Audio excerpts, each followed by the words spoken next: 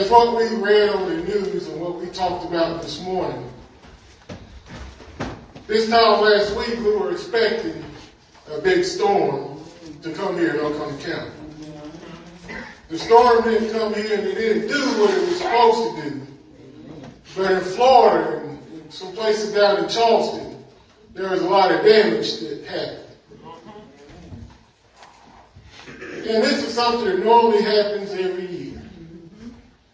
It's something you can look back on the years of history. You can look at Hurricane Hugo, Hurricane Katrina, and some powerful hurricanes have come in this country. It doesn't just have to be a hurricane, it can be a tornado. We seen a tornado 3 years ago here in Seneca. They done a lot of damage. And the interesting thing about me and my wife, they had a tornado down in her hometown, and they had one in Seneca all in the same day. But something I noticed that even though there are hurricanes in the country and in the world, we can also have them in our life. This is one of my favorite topics, and here I am, I come to church, and I plan on preaching something completely different, but the Lord told me to preach on this morning. Some people may not be dealing with a physical hurricane, but you're dealing with a spiritual hurricane in your life. But I want to tell you how to deal with it. So here David and his men, they were gone, and while they were gone, the Amalekites came in and invaded Ziklag, took their wives and their kids captive, and they burnt them down. And the verse says, those of y'all that know the background about David, David was a very powerful, strong man. He had to fight lions and bears. He had to fight Goliath. He had to fight the Philistines and Amalekite. He was constantly fighting people. David is one of the people that's after God's own heart. A very strong character in the Bible. But it said in the verse that he wept and wept till he had no more power to weep. In other words, he cried till he had no more power to cry. Now that's some crying, isn't it, church? And I don't care how strong you are, how much you prayed up, how big and bad you think you are, sometimes life can attack you. And life can bring you down. You can have a hurricane come in your life, and it can destroy a lot of things in your life spiritually. But I want to tell you how to deal with a tornado or a hurricane in your life. So what David mean, they talked about stoning David. But once they came to their senses and they stopped crying, they called on the name of God. Amen. Some of us may be down, we may feel like quitting, but I want to encourage you today to encourage yourself in the Lord as David done. Call on the name of God, because there is power in the name of God. Even though everything's got destroyed in your life, this man got turned this way, this man got blown that way, God can still turn things around. Speaking of Hurricane Katrina, speaking of the tornadoes that come here 3 years ago, it started at Borough Warren. And my house, the Lord blessed me and my wife with a brand new house a couple years ago. And right before I think they were building, I can't remember if they were building it or not sure if they had to rebuild it. But it come right where we lived at. We wasn't living there at the time. But it destroyed just about every house in that neighborhood that they were building. Did a lot of damage to Borough Warren. There was a lot of damage to Seneca. Those right around, there were trees everywhere. But I want to ask y'all something today. If you ride around Seneca, can you tell a tornado come through? If you come through my neighborhood, there are brand new houses that got rebuilt. So I want to tell y'all the same thing. God can rebuild some things in your life. But you got to encourage yourself in the Lord. Stop getting down on yourself. You got to trust in the Lord that He can clean things up and He can repair things in your life. Here in Seneca, we just sit mobile, just allow the trees to fall down, everything to stay down. We start rebuilding things. And what we need to do, we need to rebuild things in our life. Yes, Florida got a tornado. Yes, Charleston got some things.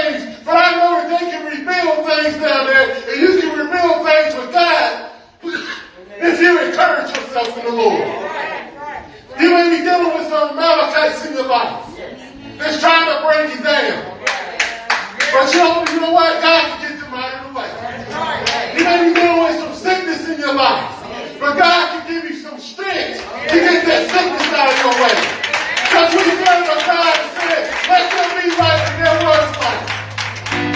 Let there be earth and there was earth. We have to understand that all God has to do is just speak to our situation. He can speak the sickness away.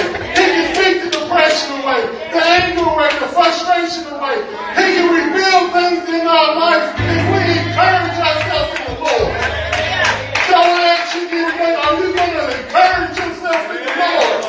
Or are you going to sit around and be sad and walk around like the devil wants you to do? Or are you going to keep on walking with the Lord?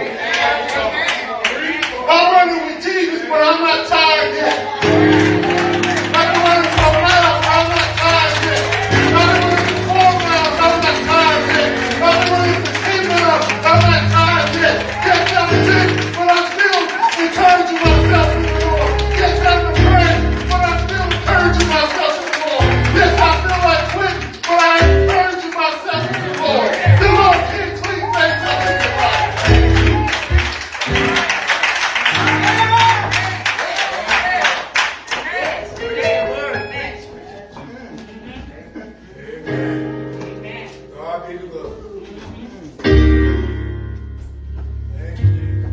Verse number 8 says,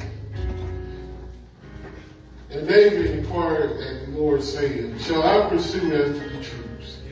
I want to stop there.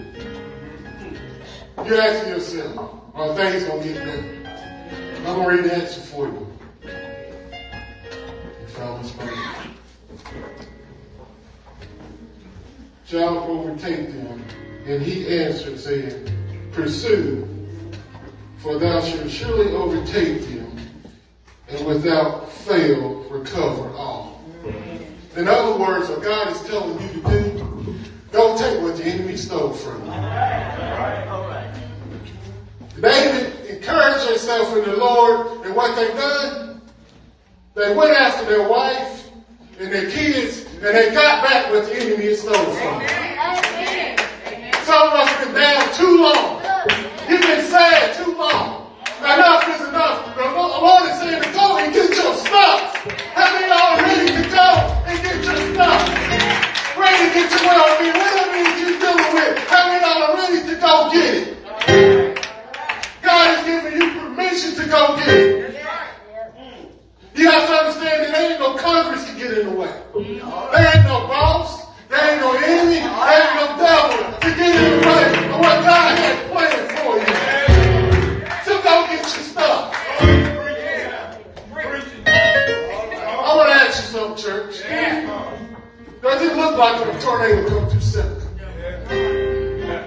I went to New Orleans, how long ago was that? 3 or 4 years ago. 3 years ago, I think. Almost 3 years ago. I can't tell Hurricane Katrina come through.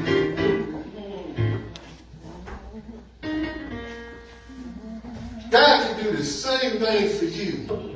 But you have to be willing to go get your stuff because he's giving you permission to go get it. Some of us got a testimony.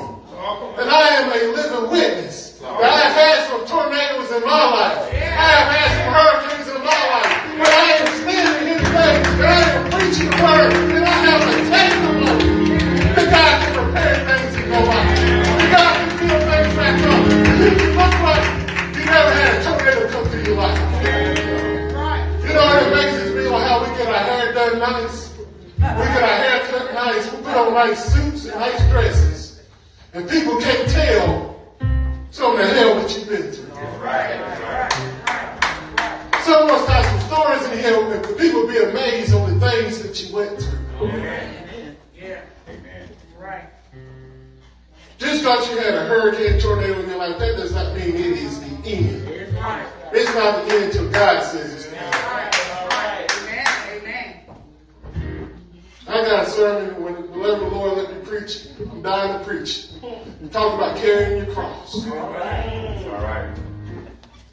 Carrying your cross is not easy. You're going to have trouble in your life. Like I talked about last Sunday, you can pray and you can pray. You can fast and you can fast. You You can have all the faith that you need to have, but you're still going to have trouble in your life. Amen. Amen. But remember, in the end, God can make it right. I want to do an illustration. I should have brought some cash. If somebody have a dollar bill or any type of money,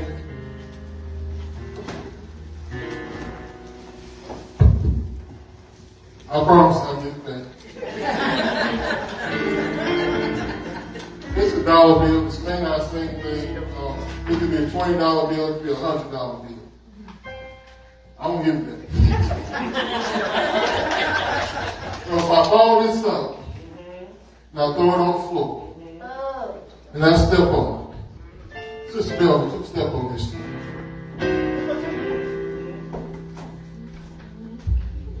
Sister Sandra, come step on this for me. Pick it up and ball it up.